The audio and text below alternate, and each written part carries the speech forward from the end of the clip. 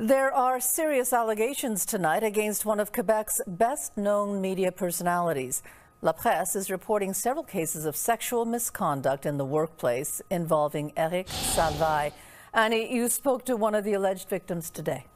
And he is the only one to go public so far. Mitsumi, a Montrealer now living and working in Los Angeles. And he says that's given him the freedom to do that, to speak out, the distance from Quebec's entertainment industry. And in that world, Eric Salvail is a major player, probably the best known and the busiest television and radio host in Quebec right now. So you can imagine the shock for many today seeing the allegations in La Presse. 11 alleged victims claim they were sexually harassed between the years 2000 and 2015, mainly in work settings, some of them alleging that he exposed himself to them at work. And they told La Presse that they didn't want to report Salvail out of fear of it ending their budding careers. And that's what Marco Berardini told us today, that this was about power. Now, he's a hairstylist and makeup artist who worked with Eric Salvail in 2003. He alleges that Salvail harassed him on 3 different occasions, including exposing himself to him. Berardini says he didn't know what to do about it at the time. Here's a clip from him. In the entertainment industry, we're freelance, so we don't really have a direct employer. He was my employer. He was the big boss. The only reason I finally fought back was because I had friends in high places, you know? So there was a part of me that said, you know what, you'll be fine. Like, you'll call your other friends, you'll keep working.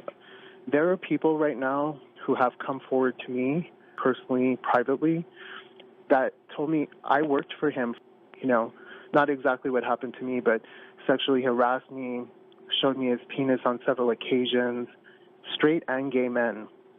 And it's just not right. Any reaction today from Salvail's employers and sponsors? It came very quickly. Yes, his afternoon radio show on Rouge FM has been suspended indefinitely. Same thing for his television show on Canal V. He's also been dropped from a number of campaigns with Metro and Transat. Now, no charges have been laid against Salvail.